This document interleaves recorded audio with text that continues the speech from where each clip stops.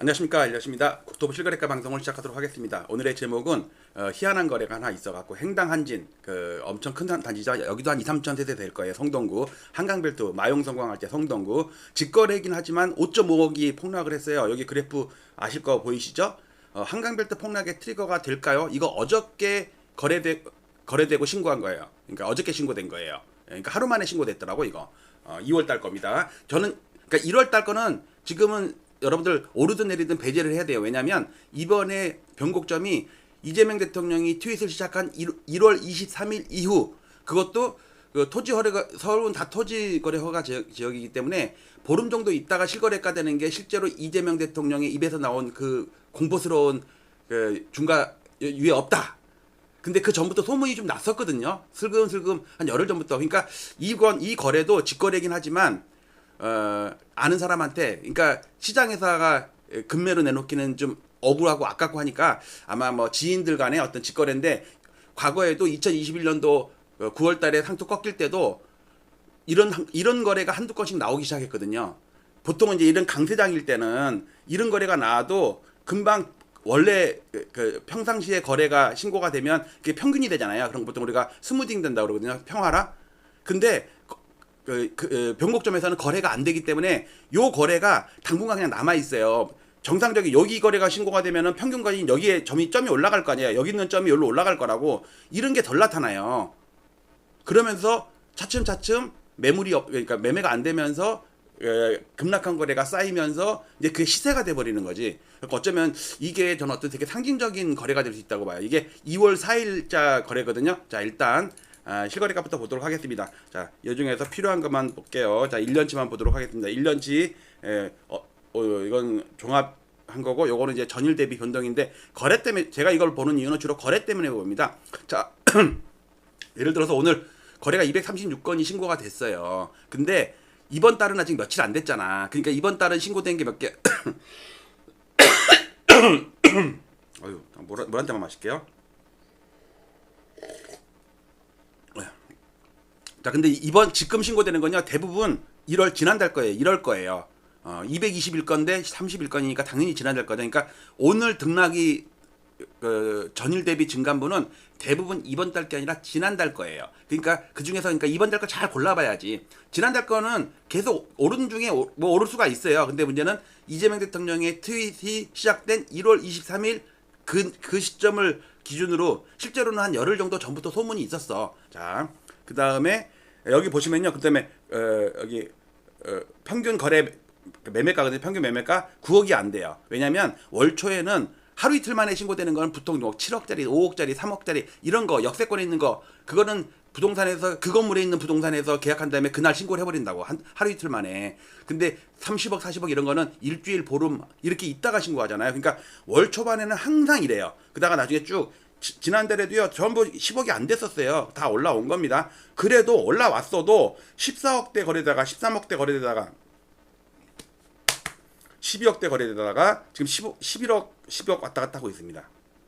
그러니까 실수요자들만 거래가 되는 거지, 투기 세력들이 30억, 40억, 70억 이렇게 쳐올리면서 사는 그런 거래는 거의 없다는 얘기예요. 그 다음에 특히 볼 거는 취소도 그래도 꾸준히 좀 되고 있습니다. 네, 여기까지 봤고요. 자, 요게 오늘 변동분인데, 오늘 보니까 전국적으로 올랐어요. 특히 대전 엄청 오르고 충북, 창원 이렇게 올랐는데, 문제는 이게 대부분 1월 거, 전월 거라고. 이번 달 거는 아니에요. 이번 달 보세요. 이번 달은요, 오히려 전국이 어저께 마이너스 0.01에서 지금은 마이너스 0.02로 오히려 더 하락했어요. 서울은 어저께 마이너스 보합이었거든요. 근데 지금 0.01 마이너스로 찍혔죠. 그러니까 서울도 또 마이너스야. 왜? 성동구 같은 거 하락했잖아. 경기, 인천, 이거 수도권이 다 하락이네. 그 다음에 광역시에서 부산, 대구, 울산, 세종이 마이너스고 월간으로 이번 달 그 다음에 광주, 대전 플러스고, 팔계도는 대체로 이번 달 플러스입니다. 지방주도 성장 뭐 이것 때문에 그런가? 거기다 지방의 교부금 같은 거 많이 좀 듬뿍듬뿍 해주겠다는 것 때문인지 지방이 좀 살면서 광역시나 특히 수도권이 중내 수도권이 세 개가 동시에 이렇게 마이너스 나는 일이 별로 없거든요. 요거는 지나가고, 자, 요거는 서울 25개구입니다. 요걸 합친 게 요건데, 요게 오늘 겁니다. 요게 오늘 변동분인데, 오늘 변동분 중에는 요렇게 나누면은요, 요게 지난 1월 달 거고 요게 이번 달이에요. 이번 달이 중요한 거라고. 이번 달에. 지난 달은 오르고 내리고 그냥 누적된 거니까. 근데 1월 23일 이전에 신고돼 가지고 그러니까 1월 23일 이전에 가계약 맺고 토지거래 신청서 받고 본계약 맺고 하면은 아마 지금쯤부터는 이제 본계약이 나오는 게 있을 거예요. 자, 그런데 중량구 올랐죠? 그다음에 관악구 올랐죠? 근데 성동구가 많이 빠졌죠. 다른 데는 다 0.000이야 이렇게. 왜냐면 거래가 없으니까. 근데 성동구는 이번 달에 거래된 거거든요. 한 그 구가 0.48%, 0.1% 이상 하락한 거는 되게 많이 하락한 거예요. 자, 그다음에 이거 갖다 월간으로 누적해 보면 이게 월간으로 누적한 거거든요. 자, 서울 0.01 마이너스입니다 지금. 특히 성동구가 마이너스가 커요. 다른 데는 아직은 그냥 미세한 점이야. 자, 그다음에 요거는 매매 평균 매매 단가인데 이번 달에 그러니까 떨어졌냐 올랐냐가 아니라 지난 달에는 얼마짜리가 많이 거래됐는데 이번 달에는 얼마짜리가 많이 거래됐냐 딱 보니까 전부터 폭락을 했죠. 이거는 월초니까 항상 그렇다니까. 월초에는요 3억짜리 그 나홀로 아파트나 아니면은 그 지하철 옆에 있는 그 한 동짜리 있잖아요. 거기는 원룸짜리, 투룸짜리 이런 것들 청년들이 사고 팔고 한다고 3억짜리, 3억 5천 이런 거야. 그거는 그 밑에 있는 전속 부동산이 있어. 관리실이랑 연결돼가지고 거기서 사장님이 계약 쓰자마자 그날 입력을 해버려. 아니면 그 다음날 입력을 하든지. 근데 30억, 40억짜리 되는 거는요 잔금 구하는데도 힘들고 하니까 겨우한 다음에 또 뭐 이것도 검토해야 될 게 있으니까 보통 열흘에서 보름 정도는 지나야지 신고한다고.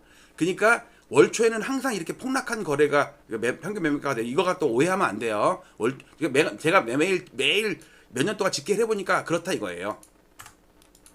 그래. 그럼에도 불구하고 전반적으로 지금 하락하고 있죠? 서울 전체 하락. 지금 14억 8천이 11억 정도 됐는데 지금은 8억이야. 이거는 50건밖에 안 됐다니까 지금. 그다음에 강남 3구도 28억 거래되던 게 지난달에 21억인데 지금은 뭐야 이거 10몇 억이야. 12억이야 12억. 반토막 났어. 그쵸? 이건 아니에요. 이거는 역세권이는 왜냐면 강남에도 3억짜리 7억짜리 많어. 그다음에 월간 거래 건수입니다. 서울 거래 전반적으로 이제 줄고 있죠. 줄고 있는데 취소 건수로 더 줄고 있습니다. 작년 6월달에 1,342건으로 사상 최대 취소 건수. 이거는 여기에 작전 세력이 야로가 있는 거죠. 자, 이거는 서울입니다. 서울에 여기를 보시면 이번 달 거는 거의 등락이 없죠. 근데 여기만 하나 있죠. 여기만 크잖아요. 요렇게 이번 달 건데 여기 보세요. 행당동이잖아요. 행당동 2.68%. 그 행당 한진 하나 때문에 행당동 전체가 2.68% 하락한 거로 나온다고. 다른 데는 다 0.0 몇이야 이렇게. 여기 그러니까 뭐 이천동 용산에도 이천동이 워낙 큰 거 빠진 거 있는데 이걸로 볼게요. 이걸로 볼게요. 자, 강남 그러니까 서울 25개구를 1,500개 단지를 구별로 시가총액 순서대로 나열한 겁니다. 자, 강남구는 앞에 거래가 거의 없어요. 서초구는 앞에 거래가 없는데 딱 하나 꺼냈네. 이거 뭐야? 반포 자이가 급락했네. 서초구도 뒤에도 거래가 되어 있고. 근데 뒤에 있는 양재 우성 이거는 뭐 몇백 세대밖에 안 되는 단지들이거든요. 여기는 몇천 세대 되는 단지고. 그러니까 그래도 얘네가 워낙 많이 올랐기 때문에 평균 세 개를 평균하면 플러스다. 송파구도 앞에 그래도 플러스가 좀 왔네요. 강동구도 플러스가 대체로 많고요. 그다음에 노원구는 거래가 엄청 많은데 플러스 마이너스가 막 섞여 있어. 도봉구도 거래가 띄엄띄엄 많은데 섞여 있어요. 강북구는 딱 한 건 거의 없다시피. 성북구도 플러스 마이너스 막 섞여 있고요. 잔잔합니다. 근데 지금 다 지난달 거예요. 중량구도 대부분 플러스예요. 거래가 많아요. 그다음에 동대문구는 한 건도 없고 성동구 요게 행당한진 요게. 행당한진 요게. 평형으로 따지면요. 아까 얼마짜리였지? 이건 아직 안 봤구나 이거. 요게 아실에서 캡처한 거거든요. 보세요. 17억 8천이 두 건이 있었는데 최고가가 바로 이번 달에 12억 3천 직거래예요.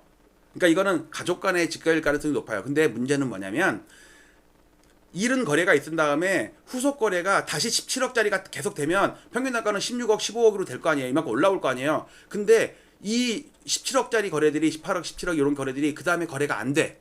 그러다 보면 나중에 이게 굳어지거나 평균으로 이게 여기에 아니면 15억짜리가든지 이것도 높은 게 거래되겠지. 근데 얘보다 싼 게 거래가 된다니까. 그럼 평균가는 낮아지겠죠. 얘는 올라가긴 올라갈 거야. 근데 뚝 떨어지잖아요. 근데 2021년도에 이때도 이런 식으로 빠졌다니까. 이때도 요 한 건이 이 당시에는 큰 건이었어요. 폭락했다가 다시 하나 상승을 했지만 요겁니다. 요거 이런 건이 한두 건 나오기 시작했고 이제 여기서 거래가 되는 거야.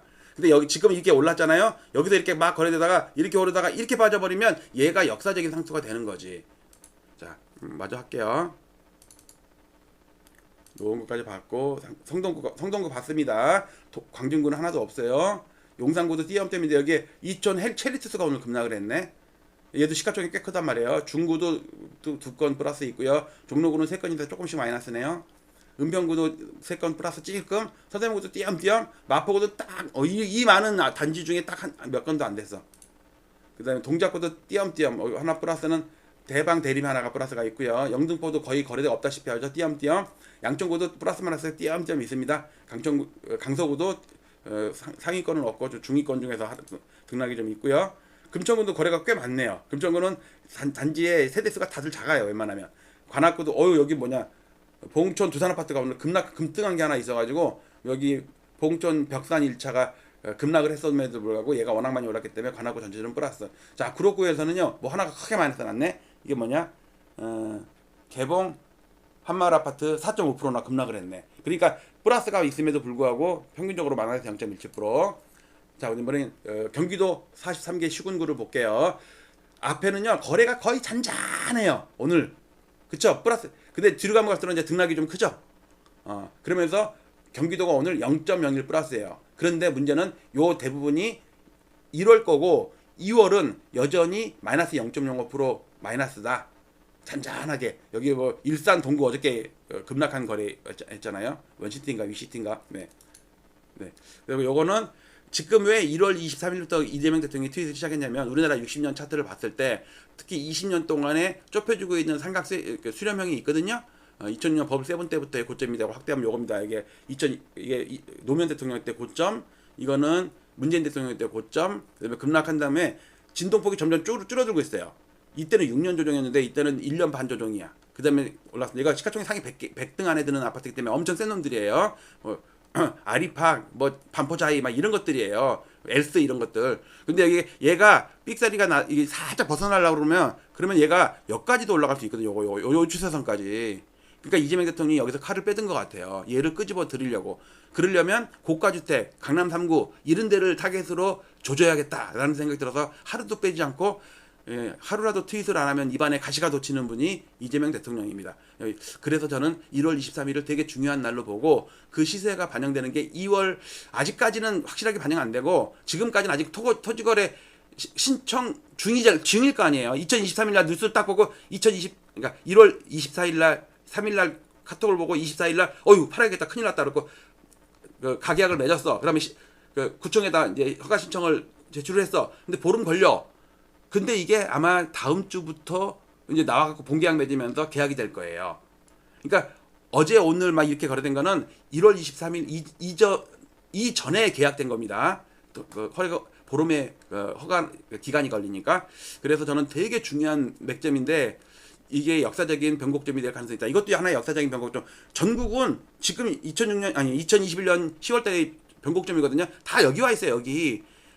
시가총액 상위 100등, 강남 3구 이런 데만 이렇게 올라와 있지. 물가를 반영해갖고 센 놈들. 네, 자 정리합니다. 성동구에서 횡단한진이 어저께 신고가 됐는데 5.5억의 마이너스예요. 17억 8천만 원이 12억 하여튼 12억 정도로 거래가 됐어요. 5억 5천이 빠져졌어 이거.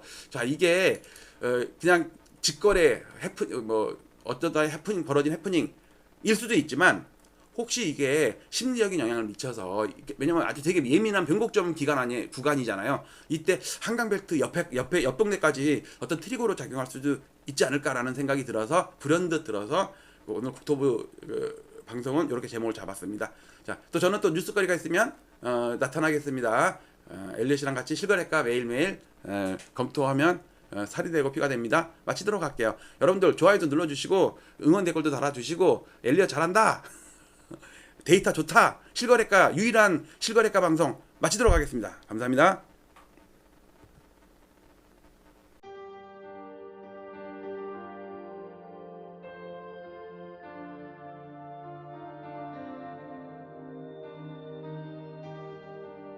지난 2월 12일 오세훈 서울시장의 갑작스러운 토지거래 허가구역 토허제 해제와 3월 24일 확대 재지정을 기폭제로 서울 아파트 시장의 투기적 과열 양상이 격화되었고 시장 교란 행위도 빈번히 발생했습니다.